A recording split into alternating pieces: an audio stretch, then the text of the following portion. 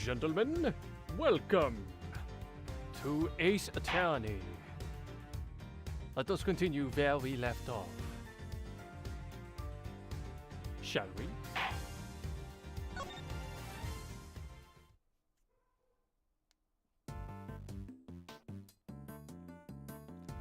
Hold on, let me just get some what's the word? Housekeeping out of the way real quick. Give me a moment.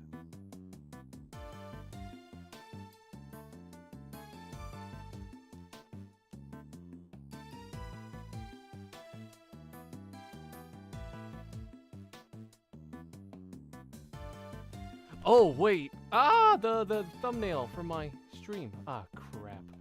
Hold up, let me change it real quick. I still have the Eminem one. Here we go. There, that should fix it. Perfect. Perfect. Okay. Well, without further ado, let's begin. I have the guide pulled up here, so we are good to go.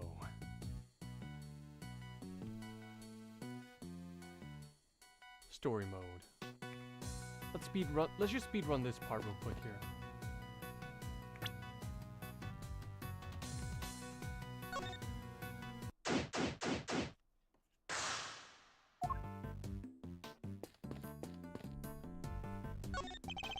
Miss Bound, we're here to continue our investigation. Oh, Mr. Edgeworth, I'm so sorry about earlier. She's still looking kind of down in the dumps, Mr. E. She must have been greatly taken aback by what Mr. Tangaroa had to say.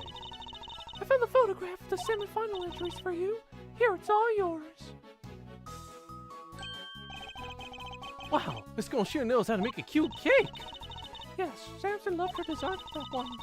And she loved the design and flavors for Mr. Gusto and Mr. Foss's entries too. Only problem was, as Samson mentioned earlier, they tasted exactly the same. However, their respective entries for the final tasted nothing alike, it seems. Was there anything else of note that changed between the semi-final and the final? Nothing major, but I guess there's one thing.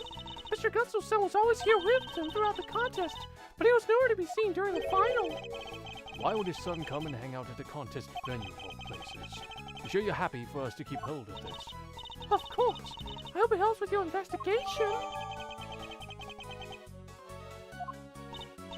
Oh, and I also have the book containing the recipe for the cure Samson mentioned. We've seen this book before. It was in the chocolate frame in Tangaroa's room. That's right. He put it on display there so everyone could see the grand prize. What? The cure's in the ultimate cookbook. Oh shit, I just realized I forgot to put on compression. Hold up.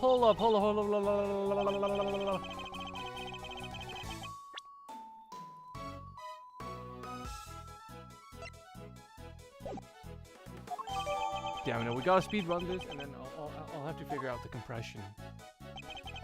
I'd like to hear more about the cookbook if you don't mind, Miss Bound. Okay, we'll finish the investigation. So if I understand correctly, the Ultimate Cookbook is actually a collection of recipes. Exactly, or rather, totally new medications that haven't made it to the market yet, to be precise. It's the right buyer, a pharmaceutical company, for example, it would be worth a fortune. But why make that the grand prize in the confectionery contest? Mr. Tangaroa is the sole heir to the Tangaroa family fortune. Perhaps you've heard of the Tangaroa Group. The Tangaroa Group? Yeah, I think I've heard of them somewhere before. It's a major pharmaceutical corporation. It sells all kinds of pills and poison. Oh yeah, the new Cold Killer Pro has been making some real waves since it went on sale. I always reach for a Cold Killer when I'm feeling under the weather. Which is never as far as I see.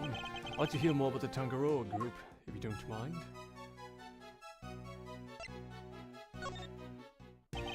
So did Mr. Tangaroa not want to take over for his parents and go into the family business? No, he preferred the idea of making people's lives better through the power of confectionery, and his parents supported him in his quest to become the best in the world. Then, when they passed away, he inherited the cookbook. But why would he make such a valuable heirloom a mere contest prize? He's been hounded by so many people looking to make the book their own, he was tired of it. But it would have been an insult to his parents' memory simply to give it away. So he decided to find somebody he felt was worthy of it. I'll bet the board of directors loved that. Handing over the fruits of all their expensive research to someone else. They hated the idea, of course, which is why Alicia entered the contest. The younger ogre wanted her to win the book back for them. So you knew she was a pharmacist all along? Yes, and not only that, I told her how to appeal to Samson's tastes. I tried to help her win. But why? I wanted to protect Samson by protecting the Tangaroa group. If that cookbook fell into another company's hands, the board would never forgive him.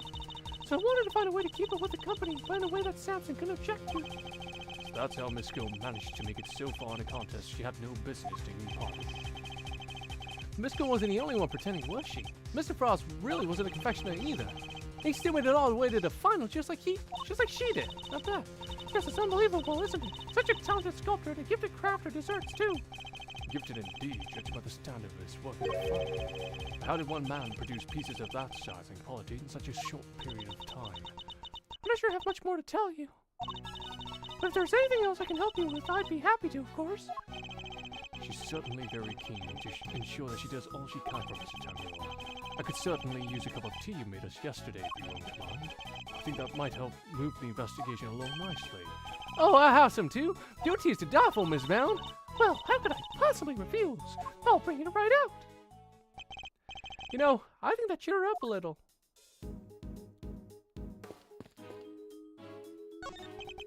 Excuse me, may I ask what you're investigating? Sir, I'm analyzing the fountain water to see what might be in it, sir. And what did you find? Chocolate and what looks like the flavorings and colorings used in frozen desserts, sir. The composition of the chocolate seems to be the same as that of Mr. Tangaroa's work. And the flavorings and colorings match the profile of those used in Mr. Frost's ice sculptures. Those little rivers flow from all four artist rooms right here to this fountain. Because that's how the stuff from the melted sculptures wound up in there. And that's not all, sir. We also found blood. What? Why is there blood in the water? Think back to our investigation of the murder scene, Detective. Take another look at the scene in the front of us. A very conspicuous pool of blood that should be here is clearly missing. You're right. Don't remember anybody mentioning they removed the blood along with the body. The victim's blood was mysteriously absent, as was the part of the chocolate chest to have pulled from. I believe that the blood probably belonged to... Take that! The victim, huh? I'll have the guy compared with the blood on the murder weapon. By the way, there's this dog in the neighborhood that's been yapping non-stop for 2 hours. I'm about to fucking kill it right now. It's a match. The blood in the fountain. It's Frost's. But why would someone want to send the victim's blood downstream and into the fountain like this? Yay! Okay, hold up. We've learned a little more about the contest's participants. Pins. Let's save really quick. I need to figure out how to set up this compressor thing in VRB. Just give me a moment.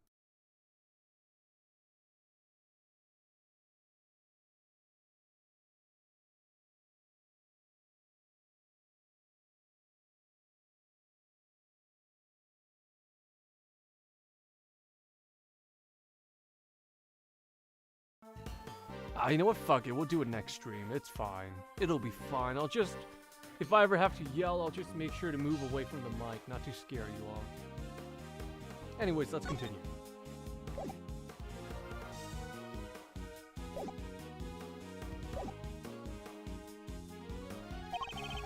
But there is still one question involving Mr. Gusto, for which we've never gotten an answer. Nothing at all, Mr. Gusto? You went into Mr. Frost's room, didn't you? Perhaps you could tell us why. Sure, I was, Objection!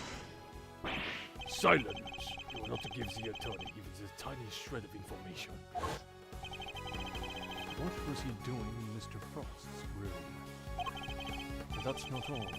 I also have questions about the work he submitted for the semifinals. A confectioner who admits to lacking design sense and a sculptor with it in spades. Mr. Gusto could not have hoped to win such a high-level contest by himself. Which is why I'm beginning to wonder if there was some sort of connection between him and Mr. Frost. Detective, I need to ask Mr. Gusto a few more questions. His story still doesn't quite add up for me. Me neither. We need to figure out how to get in touch with him. Oh, do you now? There he is. Good luck with that, because I have no intention of allowing it. Mr. Von Karma, I am already in the midst of my own investigation into Gusto, so there is no need for the likes of you to pester him with the same questions again. Tisk, tisk, tisk. I will, however, be happy to answer any questions you might have. He seems dead set on preventing me from talking to Mr. Gusto, in which case... Fine, then allow me to take you up on your offer. Very well. What is it? I'd like you to tell me about the connection between Mr. Gusto and Mr. Frost.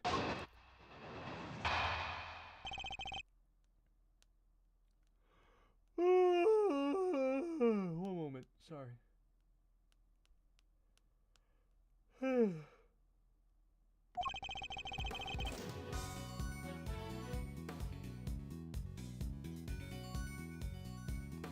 The connection between Gusto and Frost.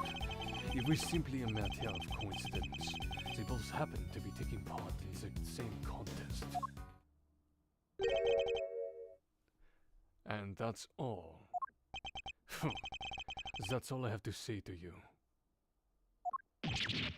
What? But that doesn't help us at all! Hey, Ahmad. We'll have to confront him with evidence if we want to draw the truth out of him. And it's imperative that we do. He's clearly hiding something.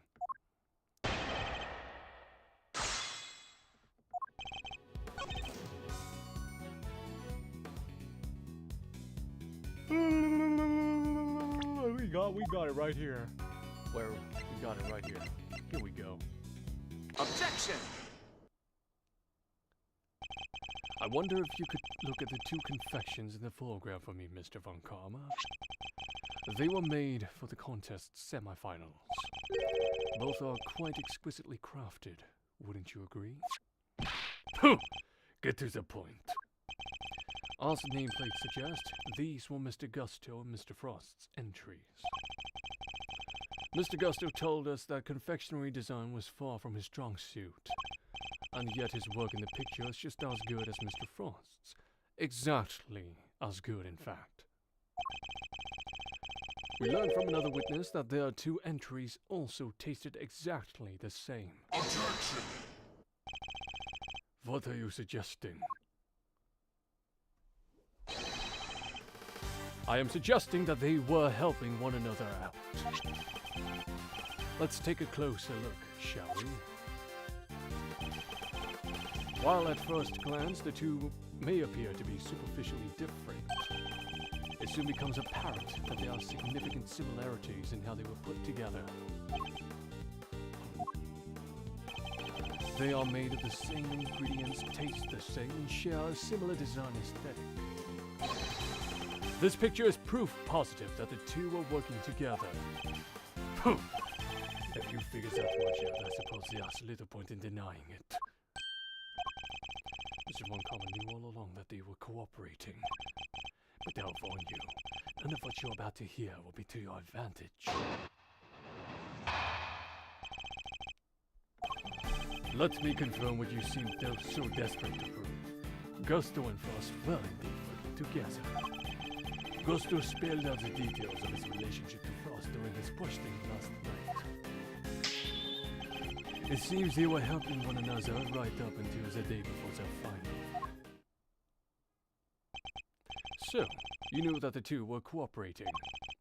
Mr. Von Karma, why are you trying to bury the truth? Objection! Please, enough with the petty slander. I merely wanted to avoid you poking your nose around before I could provide proper context in court. It simply slipped my mind to explain that to you. It doesn't explain why he's being so slippery with the facts, though. I need to figure out what it is he's hiding. I can't let things end like this.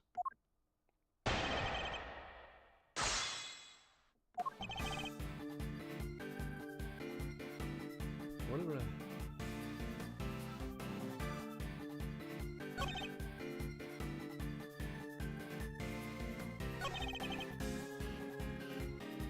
Hold it! But why were they cooperating? Bristol says the design is subpar, and Frost was an amateur confectioner at best. Neither of them stood a chance of making it through the contest alone. So what was their end game? Why cooperate only until the day before the finals? Bristol claims have ended the scene. Allegedly, he wanted to win the final on his own merits. His final only goal really was to be crowned the world's best confectioner. And his pride would not allow him to do so with the help of another. Cheetahs can only ever win half victories, I guess. I was under the impression that their collaboration had only lasted through the semi-finals. But I'm starting to think it might have lasted up through the final itself. Mr. Von Kamm, I'd like to ask you some more about how long they worked together for, if you don't mind. If you must.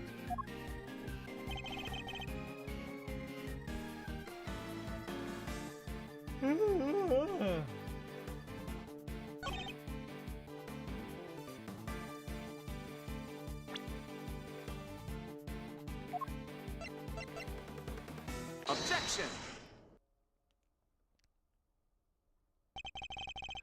They weren't working together during the finals. I find that a little hard to believe. Miss Scone is on record as having described Mr. Frost's creations as scrumptious. And while he was certainly skilled, I doubt even he could have become a world-class confectioner overnight. It seems far more likely to me that he and Mr. Gusto were still cooperating during the finals. Objection! How many times must I explain this to you? Assertions require proof. And once Palisades' entirely subjective statement is not proof of anything. Besides, even amateurs can occasionally make delicious food. Perhaps Frost was simply lucky. My wife, for example, is an amateur whose cooking puts first-class chefs to shame. How is that not an entirely subjective statement? Furthermore, you are ignoring another crucial part of the pharmacist's testimony. Namely that she also described some of Frost's work as having been unbearably salty.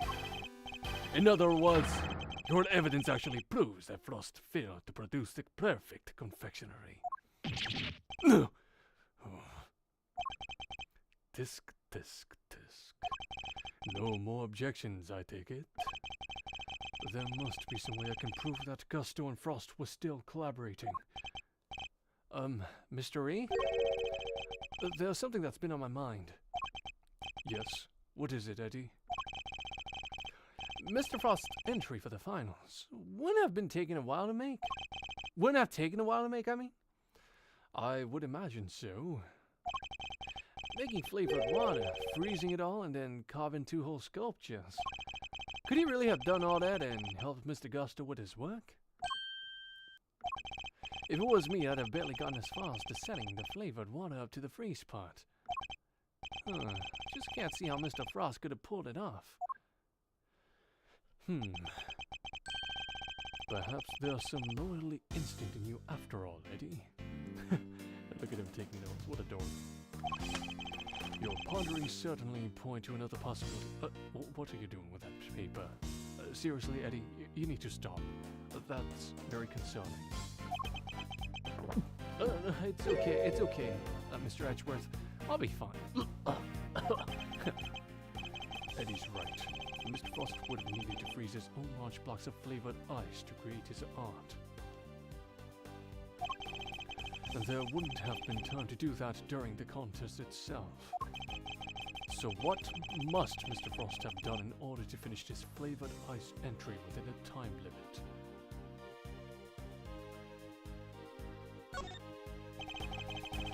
He must have made the flavored ice the day before. Then all he would have had to do was sculpt it. What are you muttering about now? Oh, I'm sorry. I just realized something, that's all. I realized that you're correct. What? Mr. E! I hope you know what you're doing.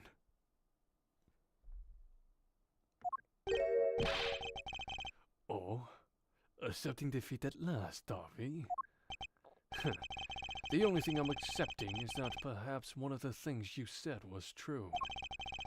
They were helping one another right up until the day before the final. Just as you said, the day before the final really did mark the end of their collaboration. Mr. Frost's entry was carved entirely from blocks of flavored ice. Ice which would have needed at least a day to freeze, and whose flavors would therefore have already been prepared by Mr. Gusto. Yes, which aligns up perfectly with what Gusto told me, that he helped Frost until the day before the final. In that case, why didn't Mr. Frost reciprocate and help Mr. Gusto in return? Objection! I can hardly be expected to read the minds of the dead. Objection! Perhaps not, but I imagine Mr. Gusto could tell us. So why don't you let us speak with him? Or do you still insist your interrogation was as thorough as you claim? How dare you call my message into question? That's not my intention. I just don't understand why you would obstruct a perfectly valid line of inquiry. Give me one good reason as to why you're keeping Mr. Gusto from me. One good reason? Certainly. So how and why, if Mr. Frost and Gusto's collaboration have absolutely no bearing on his case? Objection! How can you possibly say that with any certainty? If their relationship had broken down for some reason, that could very well have been the motive behind this murder. Objection! Could it indeed? Then why did Gusto himself tell me all about it? Why did the man you seem so keen on accusing share the details of his collaboration with the prosecution? Please tell me you have some proof to back up your preposterous suspicions this time.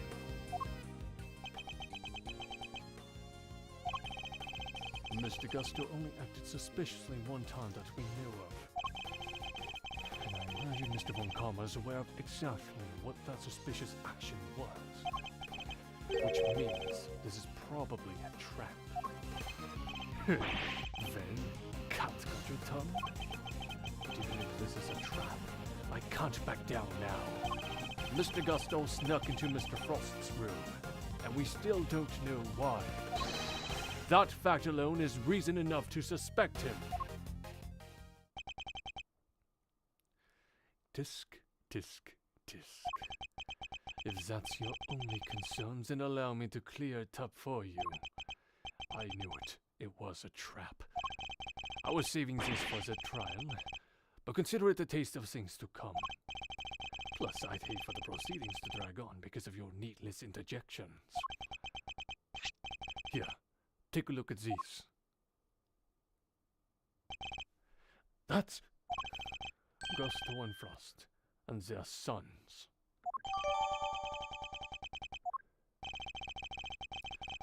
Gusto snuck into Frost's room in order to retrieve this photograph. But why? It seems their sons attended the same elementary school. Gusto was concerned that the fact of Mr. Frost and his acquaintance might place him under undue suspicions. A concern that you have just proved was entirely well-founded. Gusto's actions make perfect sense, and you have given me no reason to believe otherwise. No!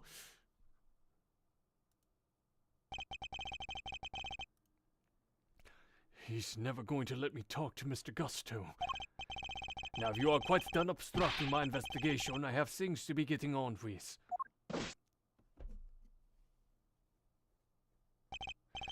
That smug, self-righteous jerk! I'll give us something to be getting on with! What do we do, Mr. E? Mr. Tangaroa is finished and we can't figure something out. Things to be getting on with. What exactly could those things be? He has a body, a murder weapon, and a suspect in custody. If the prosecution means to pursue Mr. Tangaroa, surely they have all they need. So why is Mr. Von Karma still investigating the scene of the crime? Something on your mind, Mr. E? We're missing something. Something important. Mr. Von Karma has everything he needs to proceed with the prosecution of Mr. Tangaroa. And yet, he still doesn't seem entirely confident of his case.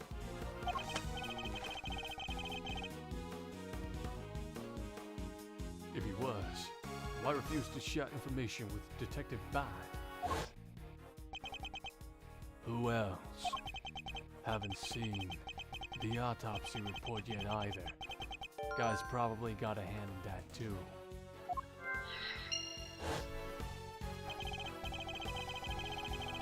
In addition, we still haven't solved the mystery of what happened to the evidence that went missing. Take another look at the scene in front of us, Detective. A very conspicuous pool of blood that should be here is clearly missing. You're right. Don't remember anybody mentioning they removed the blood along with the body. Evidence that turned up not in Mr. Tangaroa's room, but in a most unusual place. It's a match. The blood in the fountain. It's Frost's.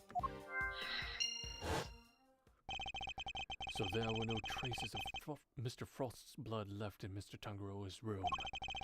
Yet we found some of the fountain instead. Why? It's logic time!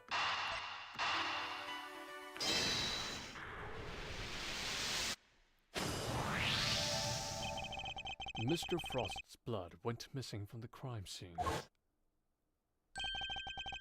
But traces of it showed up in the fountain. Why go to the trouble of removing the blood from the scene after the body had been discovered? And why only the blood? Surely the body would have also been in the way. Wait, could someone have moved the body aside to get to the blood?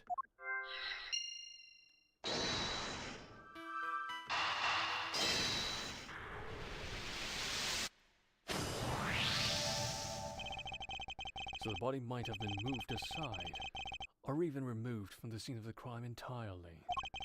After all, as far as we know, there's still no autopsy report. We've learned plenty about the murder weapon and the suspect, but very little about the body itself.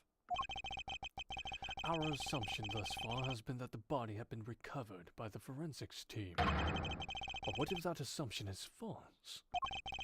What if Mr. Von Karma wouldn't show Detective Bad the autopsy report out of something other than spite? What if we've been thinking about this the wrong way around all along? The question isn't why did Mr. Von Karma hold back information about the body. It's did Mr. Von Karma even have any information about the body in the first place? How do things look from that angle? Perhaps the body hadn't been removed by the police in order to carry out an autopsy. Perhaps it already had been removed and hidden away by the culprit before their arrival. Mr. E, you're kind of locked in. What's going on? We both heard the rumors about Mr. Von Karma's questionable methods. Fabricated witness statements, shady deals, forged evidence even. Sure, everybody's heard of that stuff, but what's that got to do with us right now? I would never judge a person on the basis of rumors alone. Even Mr. Von Karma. I've tried my best not to let my preconceptions color our interactions with him. Nonetheless, it appears he may indeed be willing to twist the truth to his own ends. Twist the truth? You mean he's been playing dirty? I fear he might have been, and still is. I'm not about to let him get away with it.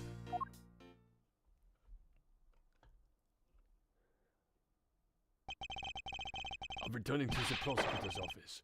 don't breathe a word about anything to that inferno attorney. Yes, sir. Hold it! Yes, what is it now? I have a few questions, Mr. Von Karma, about a certain fact you've been keeping from us. Really? You mean to cause the methods of an officially sanctioned investigation into question yet again? I'm warning you, if you obstruct the police in their work any further, there will be consequences. Objection! It's not the police I have an issue with, Mr. Von Karma. It's you! What? Isn't it on the prosecution to work out who the real culprit of the crime is? What foolishness is this? I have no intention of debating what the prosecution's role is or is not with the likes of you. But let me make one thing clear. My job is to identify suspects and ensure that every last one of them is convicted at all costs. Believe me when I say I leave absolutely no room for doubt when I present my perfect, unassailable cases. Objection! And how far would you go for your perfect cases? Would you create facts out of whole cloth, perhaps? Ha! I thought you had outdone yourself already. But now you intend to accuse me of fabricating evidence. I do. Because it is why you've done nothing but hinder Detective Bad from doing his job at every turn. What are you talking about? You didn't shut him out of the investigation because you wanted him to keep an eye on us. You did it to stop him from finding out that you don't have the body. What? He doesn't have the body? Ridiculous! You're clutching at straws. I will tolerate no more of your preposterous slander. Then allow us to examine it. Prove me wrong if you can. Tisk. I'm afraid you have to try a little harder than that. I am under no obligation whatsoever to prove your baseless accusations one way or another. Objection! As you must have seen for yourself, a piece of bloody chocolate is missing from the scene of the crime. Why did it disappear? And where did it go? What does it matter? Some blood went missing from the chest where the body was found. So what? So what indeed? That's precisely my question. If the body was still at the scene while the police got here, removing the blood would accomplish nothing. However, let us suppose for a moment that the body was not.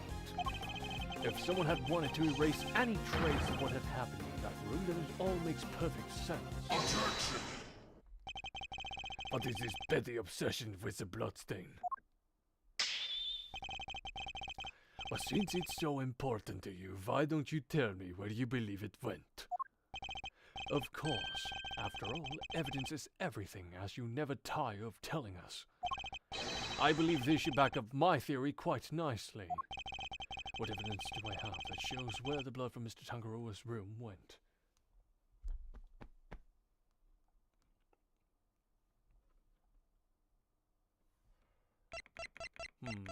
Well, where is it? Here we go. Take that! Traces of the victim's blood were found in the fountain, along with traces of the chocolate from Mr. Tangaroa's room.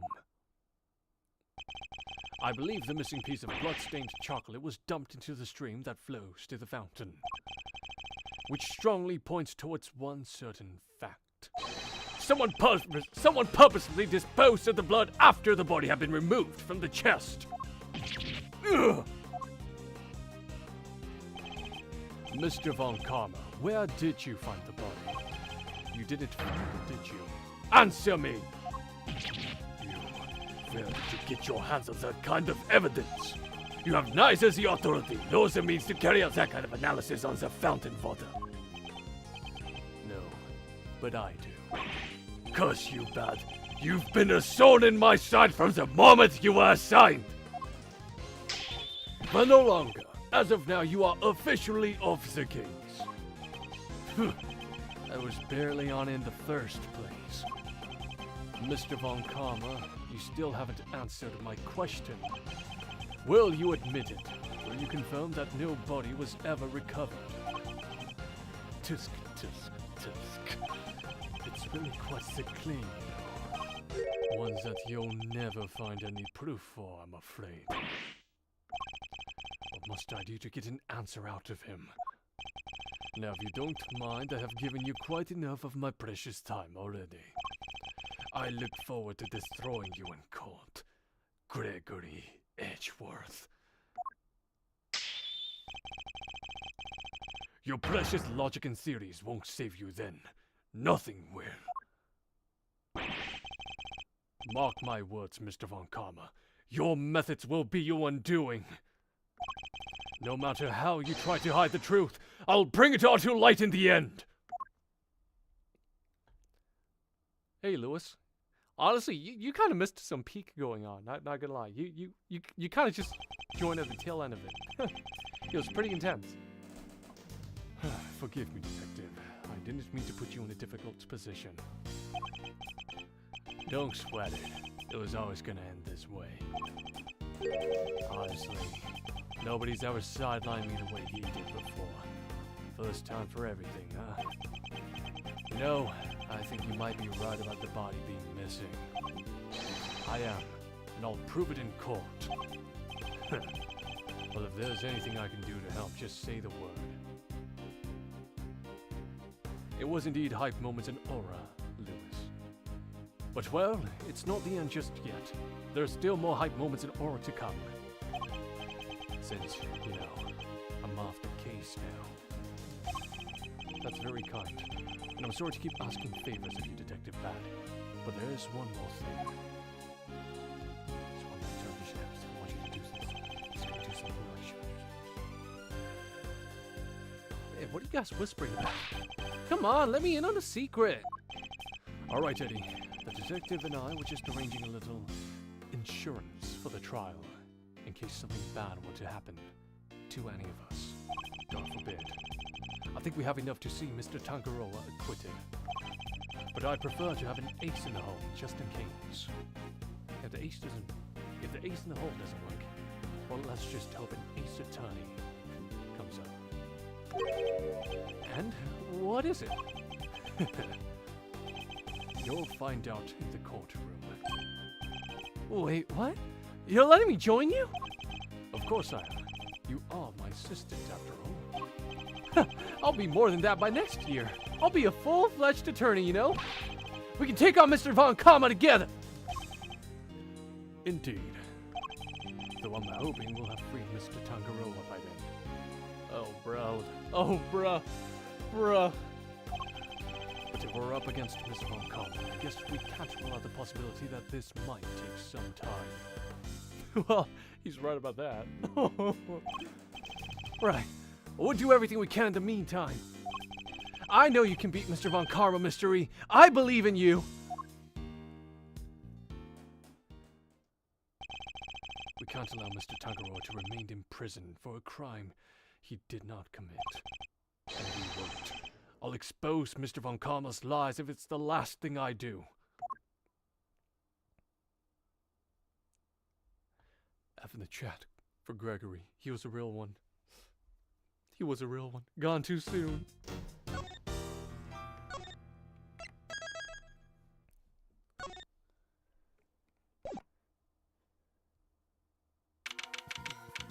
And now we're back in the present day.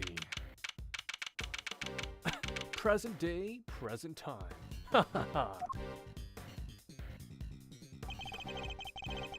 And that's pretty much how things went down. Those are the facts of the I-7 as far as I'm concerned. I'm finally learning the truth about my father's lost case. So what happened at the trial? Well, we lost. Von Karma did a real number on us. Really? You couldn't prove that Mr. Tangaroa was innocent? Oh, we could prove it all right. Had a decent little pile of evidence in our favor. Problem was, we underestimated Von Karma. They fought even dirtier than we feared. I can imagine. Secure conviction at all costs. That was always his guiding principle. Yeah, ain't that the truth? Anywho, the trial dragged on and on. Whole thing took about a year in the end. I'll never forget the day the verdict came down. December 28th, that following year. It's April now, so... Oh, mama, we're talking over 17 years ago. Time sure does fly, huh? December 28th. I was there that day 17 years ago, sitting in the courtroom gallery.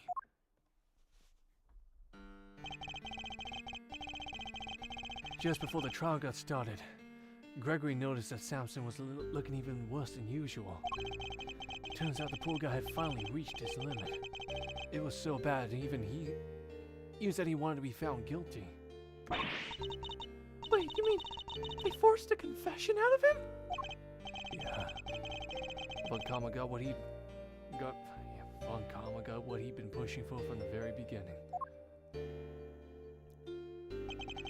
When Gregory tried to drop the bombshell about there being nobody to speak of, he learned that Von Karma had used the power of the police to head him off at the pass. He even had himself a fake autopsy report, but that wasn't the end of it. Von Karma had gotten Samson to falsely testify against himself to being an accessory for murder in court. Combined with his confession, the poor guy's goose was well and truly cooked. But Gregory still had his ace in the hole, though. The same ace he asked Detective Bat to help him with. Exactamundo. He knew he needed one last card to play if they squeezed a confession out of Samson. So he had Bat record all of Samson's interrogations. I guess Detective Bat really wanted to know the truth, too, huh? And Bat's a real one. He's always been the realist. We all did, but he was a trooper. Stayed with the case even after Von Karma took him off it. He was tied up in some other big case, too. Good or bad. They don't make him like that anymore. Now they just make broke-ass detectives living off of instant noodles and just not knowing what they're doing. Ain't that right? Yes, you certainly know what you're talking about. Anyway, Gregory presented the recordings as proof that Samson's confession was coerced. And you know what? It almost worked. A cop named Ian Seidman got fired. Ian Seidman? What the fuck? That's kind of off. Classic use of trade names. Samson's interrogator and the initial detective before Bat. He took the fall for pretty much the whole thing. But Von Karma didn't get away scot-free. In fact, he was disciplined by the chief prosecutor for the one and only time in his 40-year career.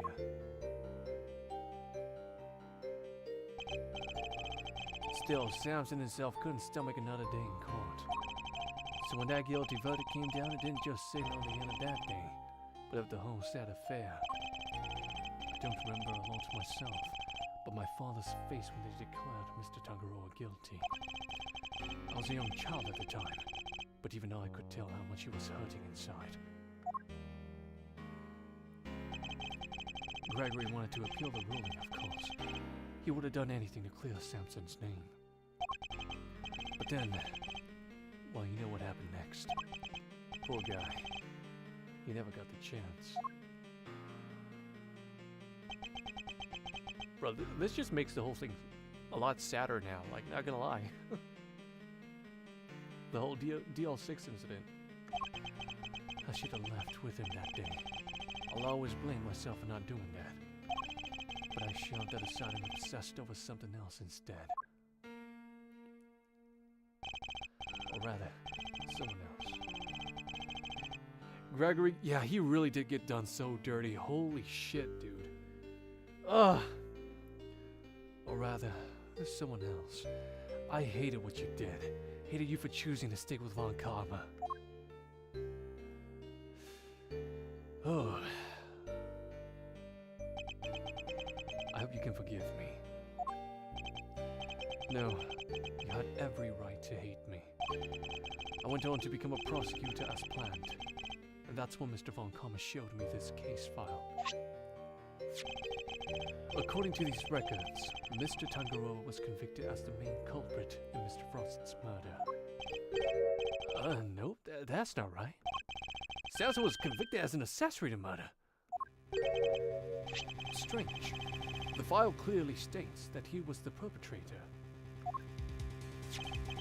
Plus, I'm fairly certain that all of Mr. Von Karma's cases were successfully solved. Mind if I take a peek at those? This file's been doctored. The part about the verdict, it's been changed. What? Here, feast your peepers on this. I'm pocketing that one. Feast your peepers. Convicted as an accomplice. That's a copy of the file they have on record at the courthouse.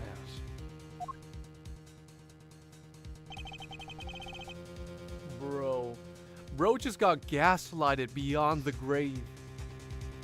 Von Karma just gaslighting Edgeworth after dying. That is fucked, bro. Von Karma's definitely, he's going to hell. He's going to hell. Then why's my copy so different? Well, you said it came from Von Karma, yeah? I guess it's he didn't want Gregory's son thinking there was a murderer out there still at large. Didn't want you looking into it again before the statute of limitations was up. So everything I believed about the case was a lie. Like they say, we all gotta start somewhere. What's important is you know what's what now. The statute of limitations may have run out, but the truth's still out there, you know? I inherited Samson's case when your old man passed. Prosecution handed it off to somebody else, too. Von Karma's still one of the biggest haters out there for real. Like we're talking Lex Luthor levels. We're talking Reverse Flash levels. We're talking 50 Cent levels, bro. Actually, no. I feel like Christoph Gavin, one of the characters you'll meet later on. He kind of gives Von Karma a run for his money, but this is minor spoilers for the public justice stuff. Don't worry about it.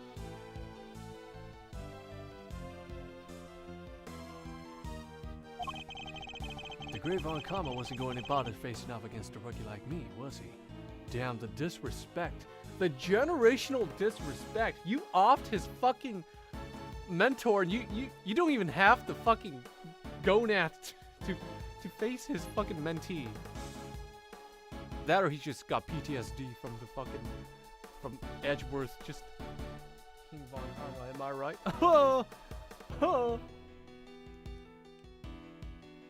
Probably just got PTSD from Gregory staining his perfect record. Anyway, long story short, the killer was never found.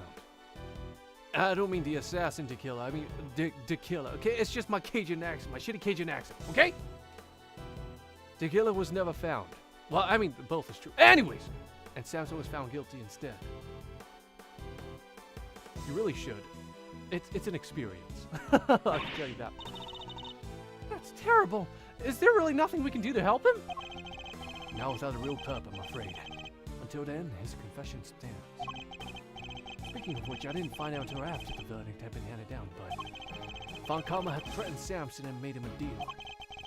Told him if he didn't confess, he'd make sure Judy was convicted instead. Damn, dude, what the fuck? You know, this Von Karma guy, he's kind of a piece of shit. He's kind of a piece of shit. How could he? Samson knew there was no way Judy could have done it, of course. But he wasn't going to take any chances. So he did what he was told and confessed to keep us safe. Now riddle me this, Mousy boy. Why do you think your Uncle Eddie just happened to be in the prison the day Bronco Knight died? Ah, that's right! You were there to see Mr. Tangaroa. Bingo. Julian and I both promised we'd visit him every day. I didn't quite keep that promise, but Judy did.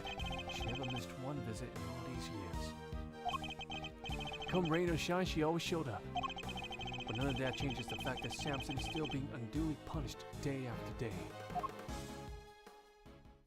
How heartbreaking!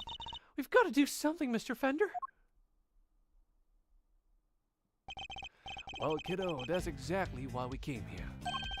The ice sculptures are back on display, just like they were all those years ago. and we're going to see what we can find out. Right, Mazzarino? I'm a prosecutor, Fender. I don't look at these things in the same way as you or my father. Miles. But that doesn't matter right now. Speaking not as a prosecutor, but as Miles Edgeworth. I want to know the truth behind both of these cases, and I'm not leaving until I do. You really are old Gregory's son, through and through. Alrighty then. Now that that's sorted, we can really get to work. Good thing I brought the IS-7 case file and evidence with me today, huh? Here, documents first. Who doesn't love paperwork, am I right? What's up, Riddler? Deposit red ink on my annotations.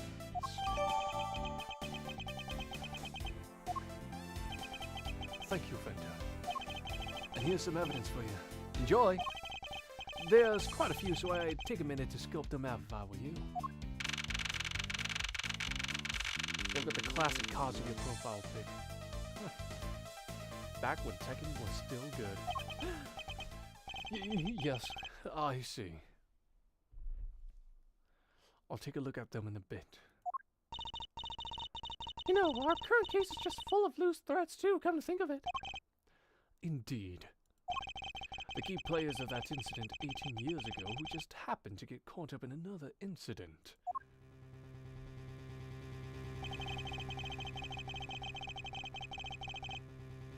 Back when it was peak fiction, not peak fiction for real.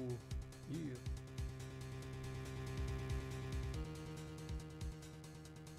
Kind of makes me wonder just how much input Harada really had in Tekken 8. It just feel like it kind of just felt like he was just checking in. That's the word, right? Checking in. I forget the term. Clocking it in, checking in. He was just there. It's like, oh man, just let me retire and run my bar and shit, and just talk to some Japanese game devs, please. Get me out of here. Why am I next to this sweaty American dude? The ice sculptures in the Winter Wing that are perfect replicas of the ones from 18 years ago. Poison gas attack in the Autumn Wing, which has been disguised to look like the Winter Wing. The two chemicals that were found inside the Pisces statue's display case, Ubiquium and Exfision. That form of poisonous gas were mixed together. Prime Jin was also good. Jin was good up until Tekken 6. Then Jin was just a fucking doo-doo head. He was just stupid. The victim of the gas attack, Carmel Augusto, who was no stranger to the events of 18 years ago.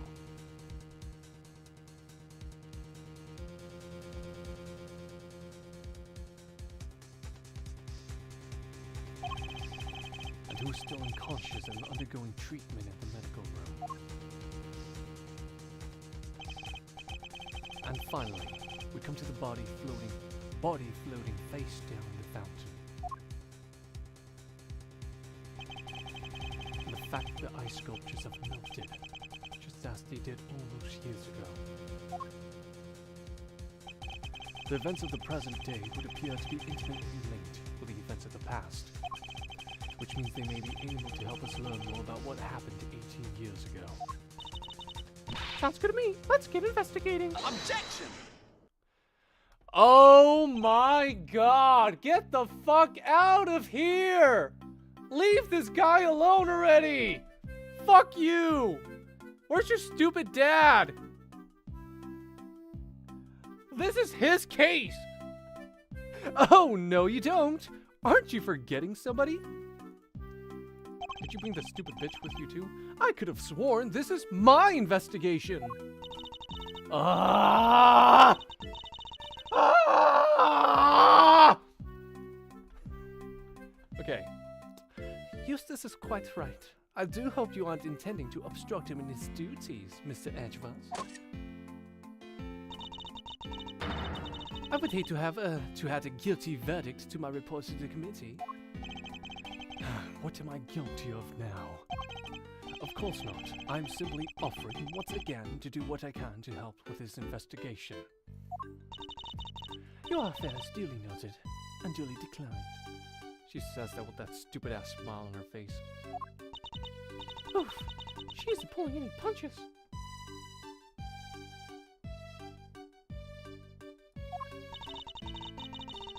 The identity of the body from the fountain is currently being ascertained. It's only a matter of time till we have all the information we need. Perhaps I can help you speed that process along. I think I have an idea of who our mystery victim might be. What? Really? Then you have to tell me. It's the law.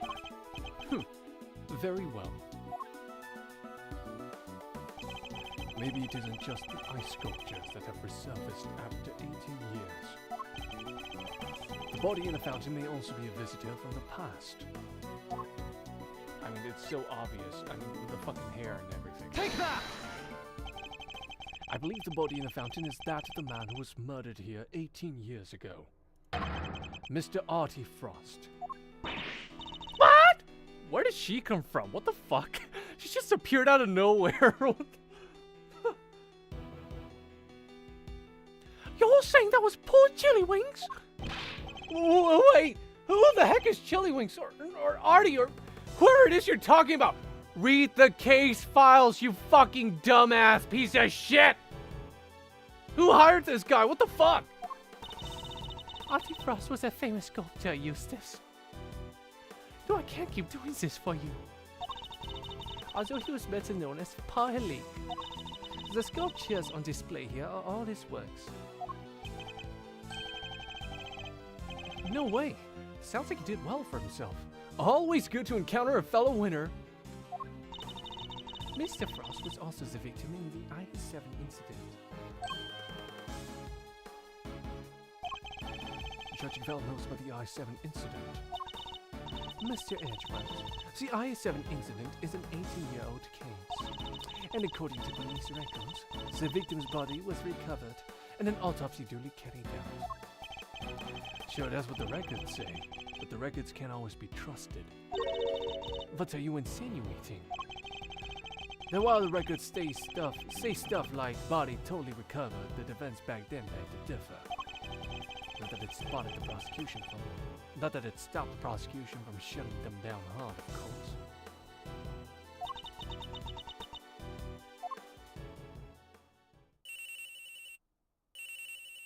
W. Fender, you for real? Fender is locking in this case. Understandably, I mean, it is a very personal case for him. Yeah? This is winner? What? Really? What is it, Eustace? The body. We've got an ID. Some sculptor called Frost or something? They just said his name! Come on, bro! Get with the program! So I guess Edgeworth called it. Goddess of Justice! So my father's deductions were right all along. Well, Judge Cavell, I say this changes things, wouldn't you? Perhaps now you'll admit that I might be of use to this case. More than a certain junior prosecutor, anyway. Oh! No fair! You're trying to steal the win! I'm doing no such thing. All I want is to uncover the truth. L. Gavel. True, Gavel rhymes with L. Oh! She ain't doing so well. Oh! She and Eustace are going to hell. Oh! And I'll be ringing some bells. Oh! Okay, I'm sorry. I gotta put BTV back in the shelf for now. This isn't the place for BTV.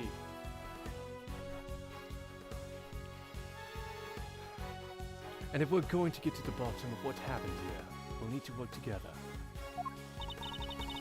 We do not need to do anything, and you do not need to know the truth. This case is none of your concern. Bitch, are you stupid? Objection! Whoa there, Judge G. I think you might be wrong about that. Another of your interruptions, Mr. Fender. Yep, see, I was on the defense team for I-7, so this case is very much my concern. I was one of the pesky kids pushing the theory that the body had actually gone missing. The prosecutor at the time may have brushed this off, but you can't deny the testimony of your eyes. Oh, to put it a little more bluntly, the prosecution's case was rotten from the ground up. Well, there's been a miscarriage of justice caused by the prosecution, and it is the committee's job to fix it, no? Yeah, bitch, do your job. Petty bitch. Ugh. And who better to help you unpick the mess than someone who was there at the time? Unless you have an ulterior motive. Judge Goodall seems to know the facts of the I-7 incident in some detail. In which case, I suspect she must be here on the committee's behalf. Your connection to the case is noted, Mr. Bender, but I fail to see how it concerns Mr. Edgefuss. He's the son of the original defense attorney, and the protege of the case's lead prosecutor. And if that's not enough for you, he was at the trial too. I think it's just possible he might have a little something to bring to the table, don't you?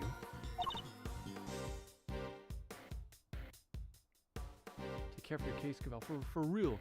Ugh! This bitch is stupid. Very well. You may both assist in the investigation, but only if you refrain from interfering with the work of others. Like you're doing? The Winter Wing is off limits for now. This room, however, is all yours. Alrighty! Great to hear we're on the same wavelength, G. Why don't we bring it in to show we're on the same side of justice? Come on, Fender, you were doing so good. You were doing fine. Why'd you gotta do this, huh? Why is Fender going on a bender, huh? Now, this lady gonna be like, return to sender, huh? Okay, BTV, back off, BTV. Oh, no, not today, not today.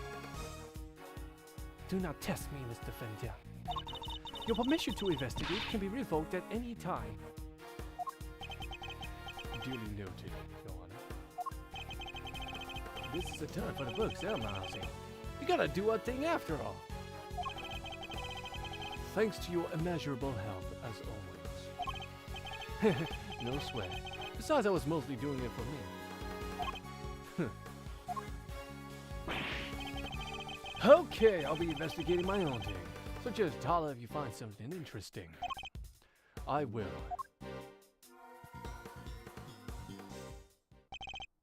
Well, Kay, shall we? Heck yeah! Let the investigation commence! We're still unclear on two key facts. How Mr. Frost's body came to be where we found it, and the source of the ubiquium. You're right, we need some more intel. Indeed. Let's focus on the ubiquium first and foremost. It's used in stuff like dish soap and paint, right? Correct. It's also bright red in color and has a distinctive minty fragrance. You forgot Kay existed, Lamau? To be honest, me too. She's just there for moral support. Okay, sounds like we know what we're looking for. She's just there because Miles adopted her.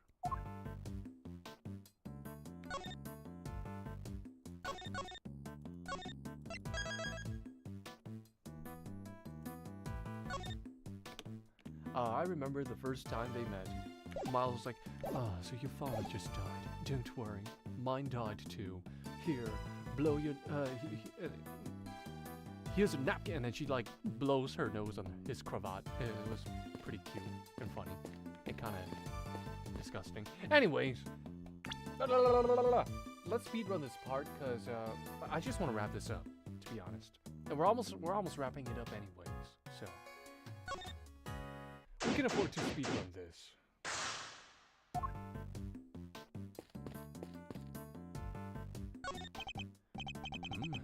For the color and the aroma, I'd say this is a puddled spilt tea. Hey look, there's a small chip of ceramic in it. I totally forgot Larry was here. I guess somebody must have broke something. I know that insignia. And a certain high-strung somebody just might know a little something too.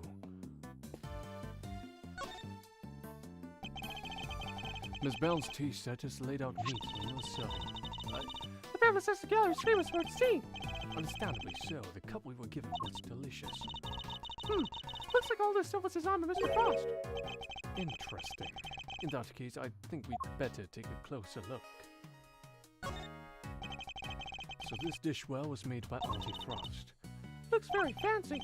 Oh, it is. I'm willing to bet that this set can fetch something in the thousands of dollars. So let's try not to touch any of it unless we absolutely have to. Oh, this stuff's really worth that much? Stop it, Kay. I can see your eyes lighting up. Miss Kay's trying not to let her intrusive thoughts win the actual thief in her. I don't know why. Hey, oh my god. Hey, Edgy! What is it? You be careful with that teapot, you hear? Why is Larry so concerned all of a sudden? Honored guests. I can pour you a cup if you'd like. Miss Bound. Judy! I'm good, thanks. No tea for me. You two knock yourselves out. Thank you for the offer. Yes, why not? A quick break won't hurt. 2 cups coming right up. This smells great! The synchronized drinking. Wow, it tastes even better than it smells. What type of tea is this, Mr. Edgeworth? It's Ceylon, I believe. It's usually identifiable by its citrus aroma, but Miss Bound, is this the same blend you served this morning? Why, yes, is it alright? There isn't anything wrong with it, is there? Oh, no, not at all. It's just that the cup you gave me earlier had a slightly different aroma. Really? That's odd. I used the exact same blend both times. I can't see what would account the difference. Hey! What's the big idea? Quit being mean about Judy's tea, will you? What's gotten under your skin, Larry? Nothing. You're just rude, that's all. You didn't even try to call me by the right name. It's Lorraine Dotem. You know what? I'm done. I'm not talking to you anymore. Well, that was childish, even for him. Wow, what happened there? Let's ask him about it later, shall we? Talking to Miss Bound is more of a priority right now. We may not have any evidence to prove that she's the culprit, but it does seem likely that the poison gas was her doing.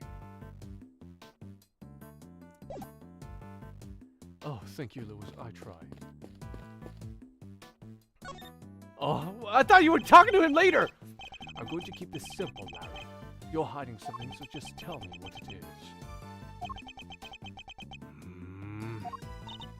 Whoa, quit with the glare off, you two. It's weird.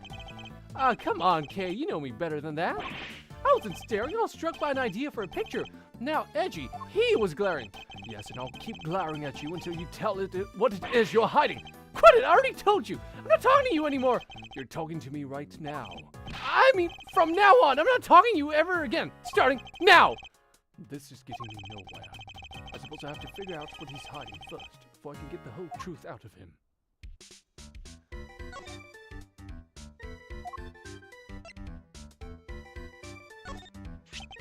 Would you mind taking a look at this for me, Larry? Why would you show me that? Tell me, what is it about Miss Bound's tea set that got you so agitated? If you won't tell me, then perhaps you would prefer to explain it to Judge Gavelle. Wait, don't make me look bad in front of Verity. She thinks I'm a sensible, cool, clean-cut guy.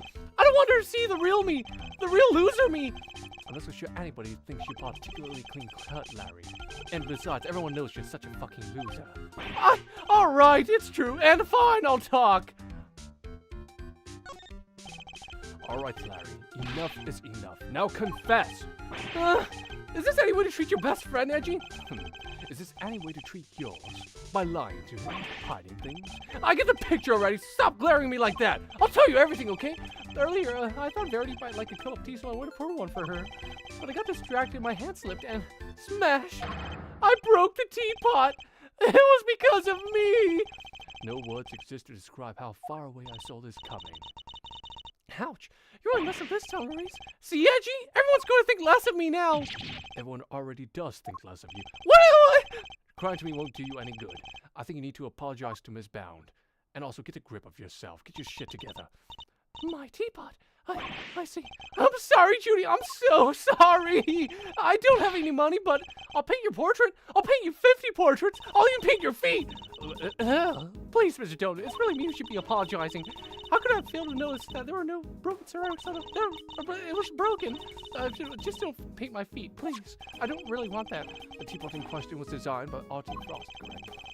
I understand it was something you've long treasured. You must be upset. Oh, I am. But of course, all things break eventually. And as luck would have it, I have another identical teapot. It's far from the end of the world. Is she less attached to Mr. Frost's work than she used to be? I can't believe this, Judy. You're the sweetest, the kindest. No feet paintings. Okay. Also, this other teapot you're talking about is the one sitting on top of the cart right now, right? What do you mean? Yeah, so when I smashed the first one, I tried to hide the pieces in the bottom of the cart. And that's when I saw that other pot under there, so I took it out and basically switched the two pots. Oh, I see. Yep, and that's everything I have to tell you. I'll be extra careful not to break the other one, I promise. You have no shame whatsoever, do you? I'm sorry. It's really quite all right. Thank you for being so honest. Besides, I didn't expect much of him. See, Edgy?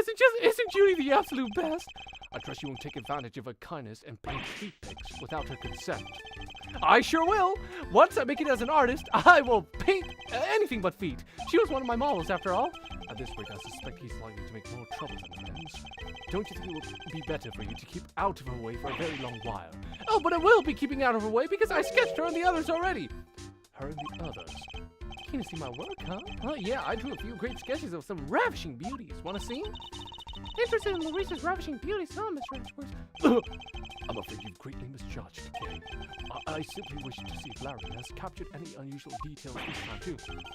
Unusual details? Nothing's unusual about these! Really? Now I want to see them, too. Yes, now I need to see, just for research purposes. All right, let me do them now for you. Give me a second. I suppose we might as well take a look. Gunnar Edgeworth was not in my bingo card. So these sketches of yours... Seriously, Edgy, if you want to check out my art, you should have just said so from the get-go. Here, feast your eyes on this. What am I looking at here? I told you already, ravishing beauties. Just a few of the fair faces that have caught my eye since I've been here, you know? There's Verity and Judy and somebody else. Why did you draw them all on the same page? Well, I meant to draw the room at first, just something to pass the time. And then I saw one beauty and another, and well, I just scribbled them all down as I went. So these were all drawn at different times.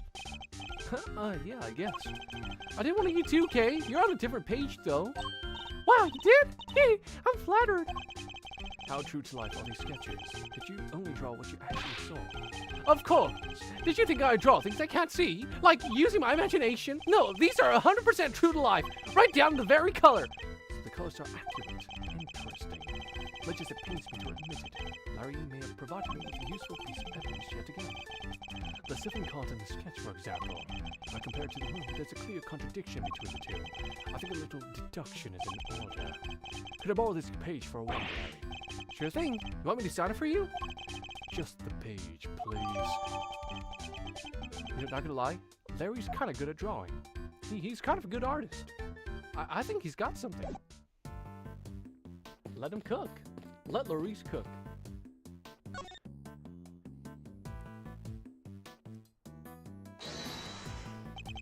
Could this be related to the evidence somehow? Hold up. Oh, hold up. I detect a clanker in my chat. Hold on. Let me just delete this stupid clanker out of my streams. Twitch has been having a problem with clankers lately.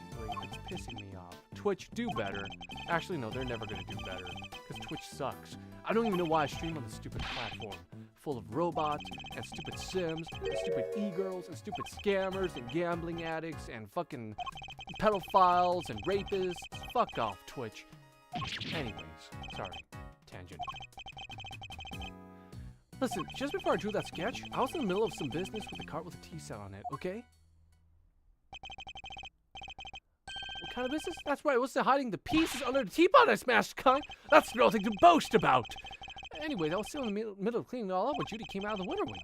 I didn't want to get busted for breaking the pot, so I quickly dove out of sight. Twitchy does have a big problem. Wait, Miss Blount came out of the winter wing? Yeah, and she was pushing a cart. A different one. That's the one with the light blue tablecloth on it that I drew. What did she do with this second cloth? Well, I saw her wheel it into the summer wing, but I don't know what happened to it after that. When she came back out, she was pushing one of the other carts, the kind you can lift stuff with. A lift cart. Yeah, so it called out to her, but she just ran off and left it behind. Never had her down as a shy type, but it just goes to show, you never know. Another sewing cart, a lift cart. Is there maybe another tea set too? We better check with Miss Bound. Oh, Miss Bound acting a little sus. Why is Miss Bound being sus? Are any of y'all waiting for RE9? Yeah. Me. I suspect the difference in aroma we noticed is due to the teapots having been switched. You do? I can't see what else it could have been. The tea itself hadn't changed. Why don't we ask Miss Bound just to be sure? Miss Bound, the difference in aroma we noticed. Do you think it could have been because of the different teapot? I suppose so. My cup just now had a subtle minty scent, rather like uva tea.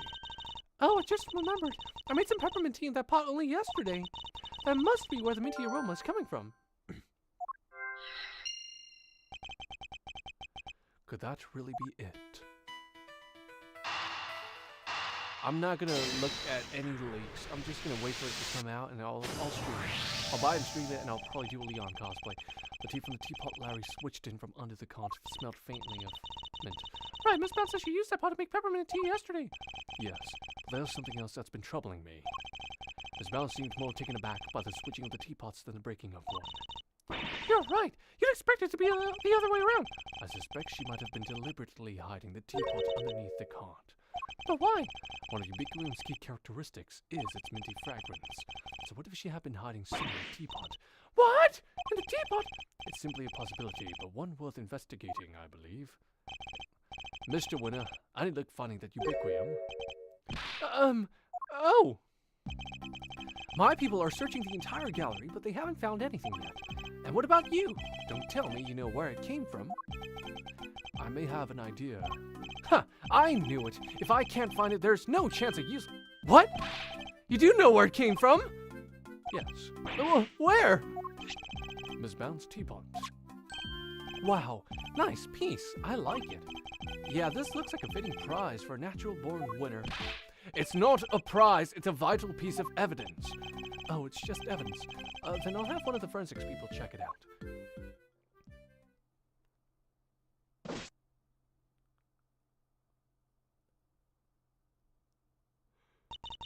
Mr. Edgeworth, is there some sort of problem with my teapot?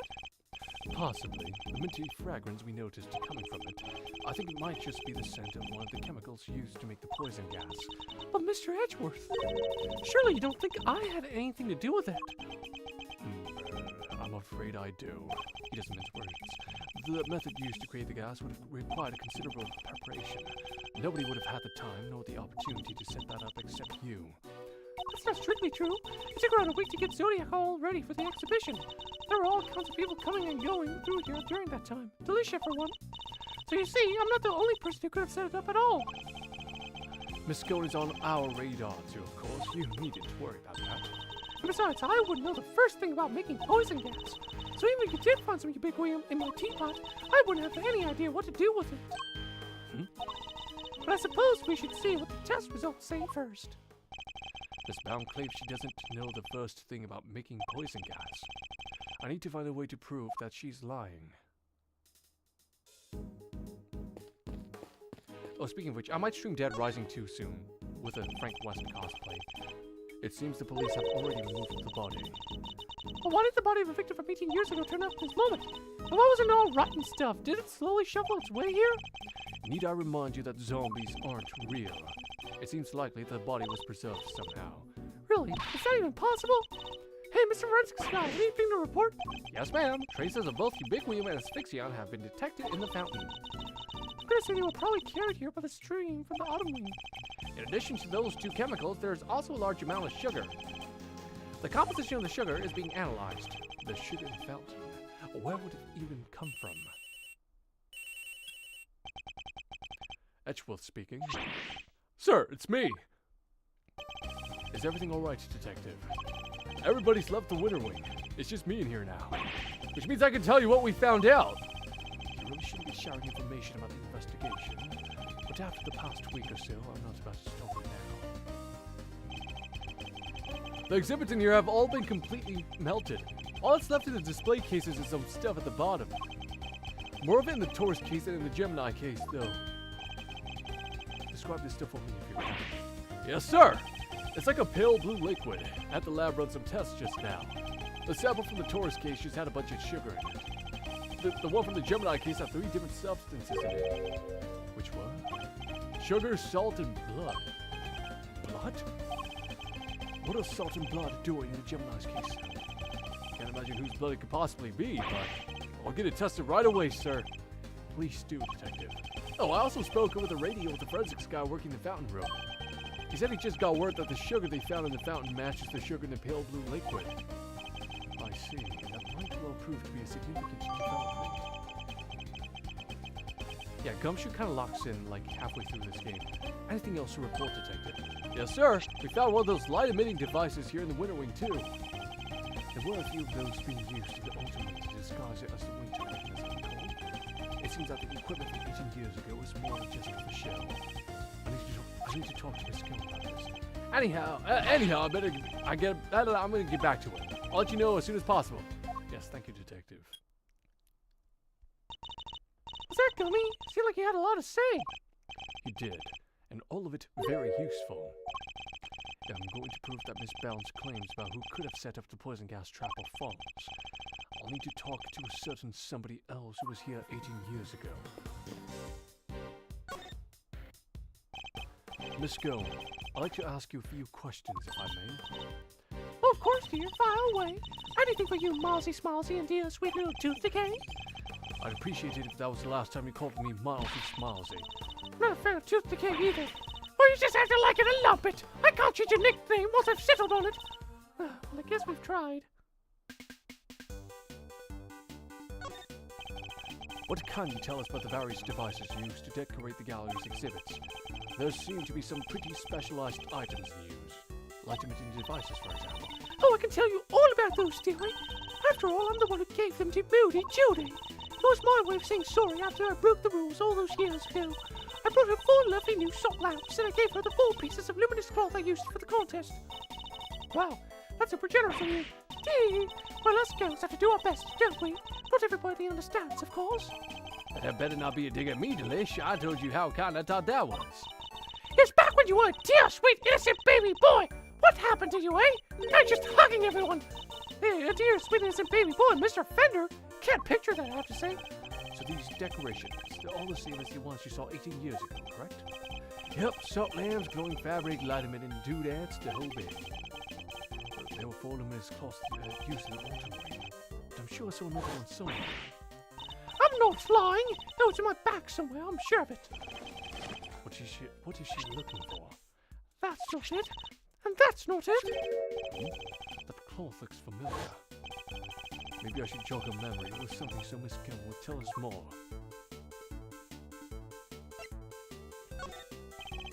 Miss Gill, you're something of a specialist. How might someone learn to make the poison gas that was used in the attack? Any ideas? Well, any pharmacist who's ever handled Infesticide Ultra would know for a start. After all, it says right there on the label, do not mix with products containing ubiquitous, ever!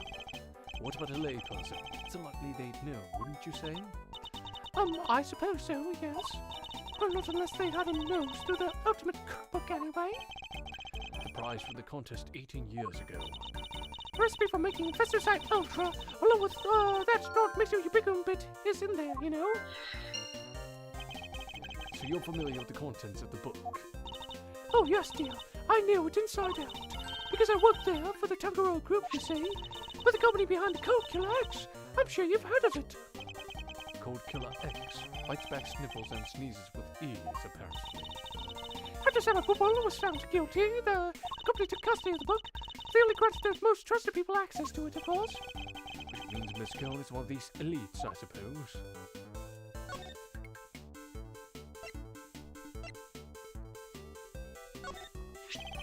You had a piece of fabric like this in your bag, did you not, Miss Gill? Albeit a somewhat grimier one. pardon me? How rude! You want to get people to cooperate with your little investigation like that, young man? Should I call it a dish towel then? Perhaps you used it to wipe with some sort of spillage. My spillage, he says! That chick! That's a piece of highly specialized luminous cloth! No, I probably should have told you that. I think I'd like to know a little more about this highly specialized luminous cloth, if you don't mind.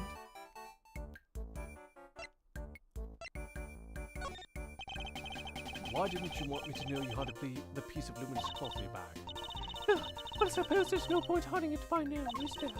If you must know, I fished it out of a fountain. It was right before they called me into the autumn.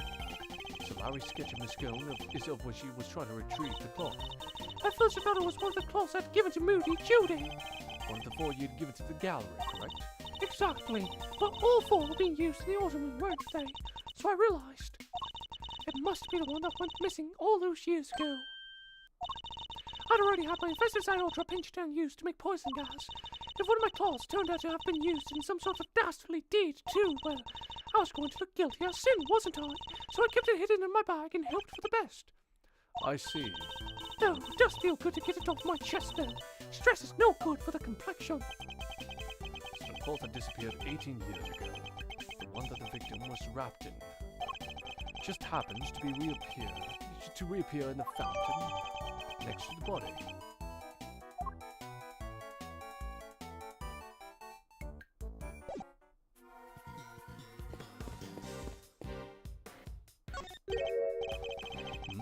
Why is that lift car just sitting out there in the open? I guess somebody else must have been moving heavy. The top of the platform seems to be wet. You know, I've got a funny feeling I've seen this thing somewhere before. You mean like 18 years ago?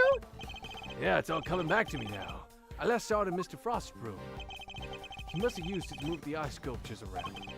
It's one of those fancy numbers where you can change not only the platform's height, but even its angle. If you had one of these, you could move giant lumps of ice around no sweat.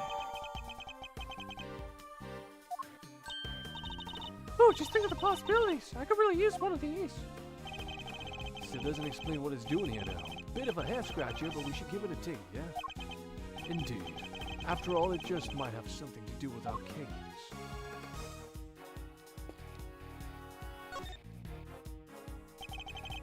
Hey there, Malorino. What's the situation with the investigation? Things are progressing. I think a fuller picture of what happened is beginning to emerge. Good to hear. I guess I better step up my game too, then. This case seems to have a lot in common with the incident from 18 years ago.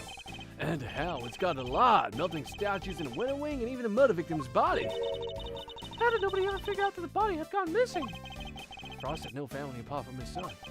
And well, the kid kind of vanished. Nobody's seen him since around the time of the incident. Gusto's son too. Him and his best pal from school just up and disappeared. What? And they were never found? Gusto's boy, was it? Not as far as I heard anyhow. Guess Frost's kid turned up in here though. Collected his inheritance at some point. But yeah, with no family around just after the incident, Frost got no funeral, no nothing. So no need for the police to release the body. And no need for anybody to find out they didn't have it. They filed a fake autopsy reporting nobody was any the wiser. Well, almost nobody. I still can't believe Mr. Montcalm would have stooped so low. Tell me, Fender, what kind of person is Miss Bound? Wait a minute. Don't tell me you got a ting for her, Milestone? I do not. Chill, chill. I'm just yagging your chain. Anyway, what can I say about Jules? Well, she's a real brave trooper for one. What does she call someone who waits around for 18 whole years like she has for Samson? Even after his extended family kicked her out of his house. What? They threw her out? Yep, Jules wasn't technically part of the family, so there was nothing she could do. She had nothing, nobody, no job after Samson took the farm. She had no choice but to take what he taught her and make her own way in showbiz. She's retired from all that now, though. Yes, why did she retire? She finally made enough to buy the old place back. She even got the ultimate cookbook back from the Tangaroa group after they basically stole it. Because this place and everything to do with it was all she ever cared about. So she just wanted it back. All of it. Brenda seems very sympathetic to Miss Bound's plight. But apart from the less charitable perspective, she has, in a way, taken everything of Mr. Tangaroa's.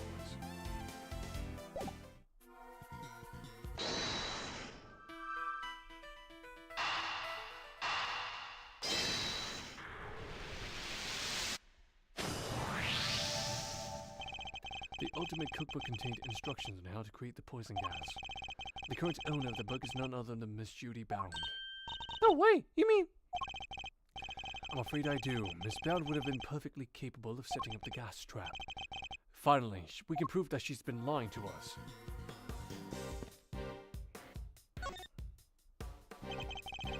Where were you before you rejoined here, Miss Bound?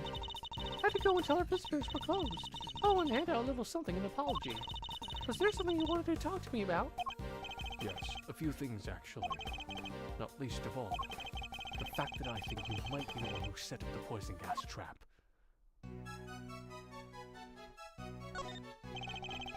Are there 2 serving carts? Oh, no. Sorry. The gallery, Miss Bound. Oh, yes. Why do you ask? A certain so-called artist showed us the sketch. I couldn't help but notice the color of the tablecloth. It's light blue. Light blue? I'm afraid your friend must be mistaken. I only use white tablecloths, freshly laundered and starched.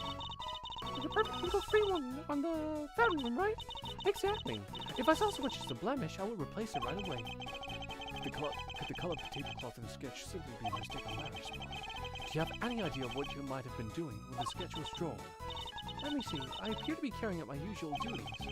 I'd like to ask you a little bit more about these duties.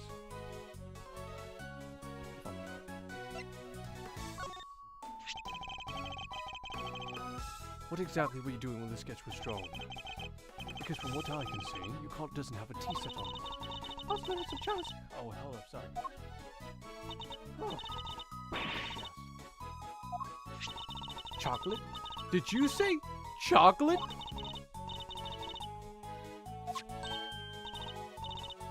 Thanks, Miss Brown. Well, why not? They're a little melted, but I suppose that's because they've been sitting around in a pocket.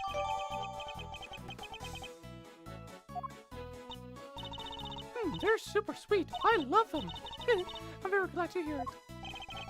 They may not be the prettiest, but I'm grateful for the energy boost nonetheless.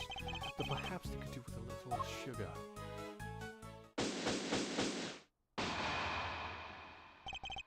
And that's that. All that's left now is to await the results of the test on the teapot. Are you ready, guys? Are you ready for the end game? We're nearing the end game now, I think. Wait, let me just double check. No, we're not quite. We're like 80% there. Oh, but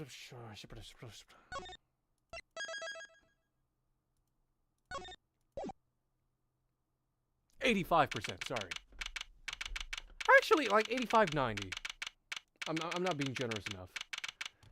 Okay, let's turn off story mode because all this speed reading is okay.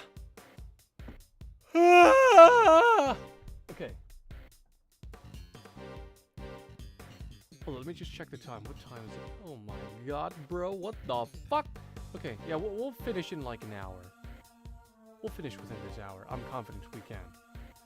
The test results have just come in, sir. Traces of ubiquitin were found in the teapot. They were?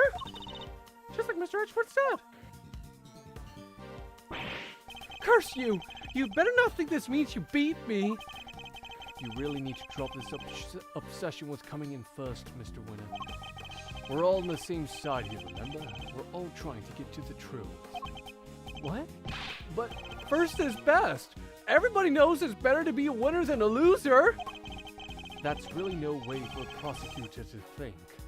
Not a successful one, anyway. What? But I... Enough. Mr. Edgeworth, please refrain from taunting the boy.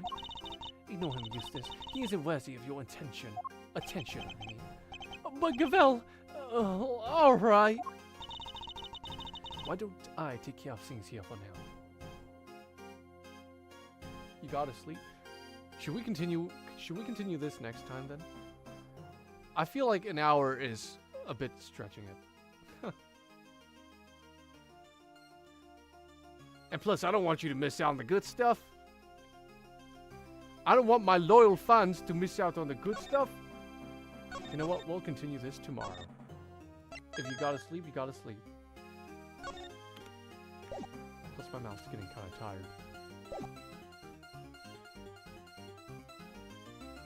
Know what? Yeah, why not? I mean, nobody's here anyway today. So,